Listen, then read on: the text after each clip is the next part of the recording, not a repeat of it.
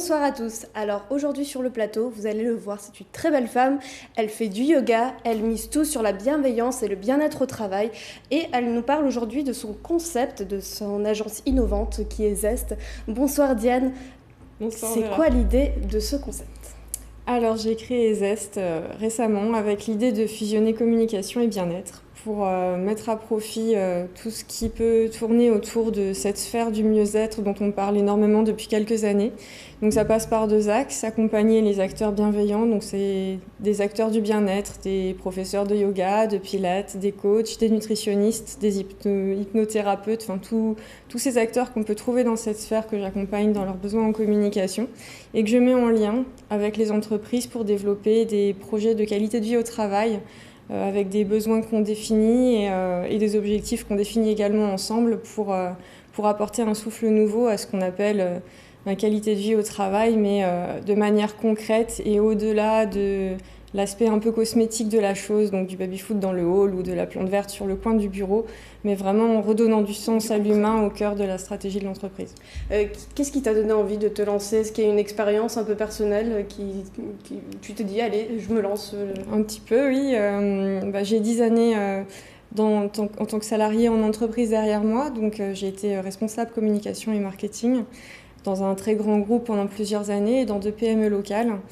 Donc un métier que j'aime depuis ses débuts et j'ai également eu la chance de porter la casquette de responsable qualité de vie au travail.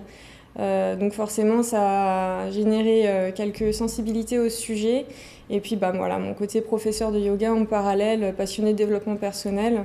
Donc voilà, des grosses prises de conscience par rapport à ce monde qui change, aux entreprises qui suivent pas forcément le rythme, enfin qui ont un rythme différent en tout cas que le rythme humain et qui créent certaines dissonances donc tu as pu voir qu'il y avait des choses à améliorer et du coup tu proposes des prestations assez concrètes.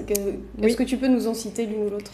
Alors forcément en communication, j'accompagne donc les prestataires dont je parlais, donc c'est souvent de l'accompagnement, du plan de communication, de la créativité, comment communiquer à petit budget aussi parce que souvent c'est des prestataires qui n'ont pas de gros moyens. Et puis une fois que donc il y a cette partie-là, il y a la partie aussi gestion de projet en entreprise où là on se rencontre, on pose les besoins, les irritants et on définit ensemble quel projet on va mettre en place, quels sont les objectifs. Et du coup, j'ai ces experts à mes côtés pour pouvoir mettre en place des actions concrètes en fonction des leviers qu'on a définis et agir à long terme sur ce sujet. Alors tu parles de communication bienveillante, c'est normalement quelque chose qui va de soi, c'est pas toujours le cas ? Alors oui, je me suis interrogée par rapport à ce concept et d'ailleurs j'ai moi-même été coachée au moment du lancement et le coach m'avait dit communication bienveillante, c'est pas vraiment une bonne idée d'utiliser ce terme, il n'y a pas d'agence de communication malveillante. Et puis mes retours clients, ces personnes avec qui j'ai pu travailler pour le moment m'ont dit garde ce concept, garde cette baseline, c'est toi, c'est ce que tu portes, tu fais de la com et t'es bienveillante et c'est ton ADN. Et c'est vrai que pour moi, la bienveillance, c'est une valeur que j'ai énormément véhiculée en tant que responsable communication dans les entreprises, mais qui n'est pas forcément appliquée dans sa définition profonde et qui est pourtant le nerf de la guerre dans notre société aujourd'hui. Et donc, si on veut te contacter pour tous tes services, où est-ce qu'on peut te trouver ? Alors j'ai un site internet, qui va s'afficher, voilà. Et je suis très présente sur LinkedIn notamment et sur les autres réseaux sociaux, donc voilà. Merci, avec plaisir. Une autre actualité, Vera. Alors la semaine dernière, Anna, il y avait le VSD, que tu connais aussi très bien. Évidemment. C'est le grand vide dressing strasbourgeois.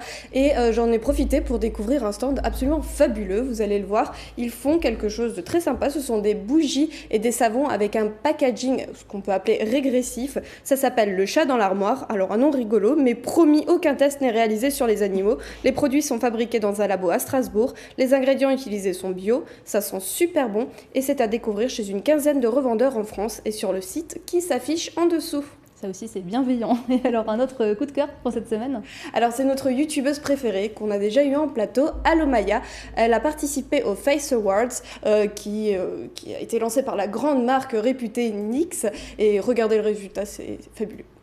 J'ai été taguée dans ce challenge, je sais même pas pourquoi je fais ça. Mais bon, on va tenter l'expérience, donc c'est parti pour manger autant de bonbons.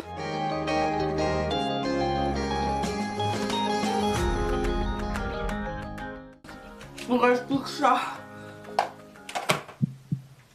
sens vraiment pas bien. Ah, je sais pas ce qui s'est passé, je me suis sentie trop mal d'un coup, j'ai dû courir là pour... Bon bah le challenge c'est... Oh. Mes yeux.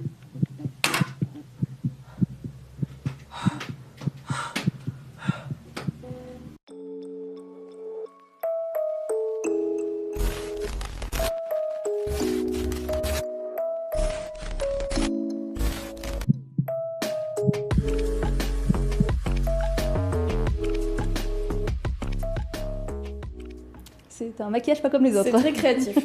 Merci beaucoup Vera.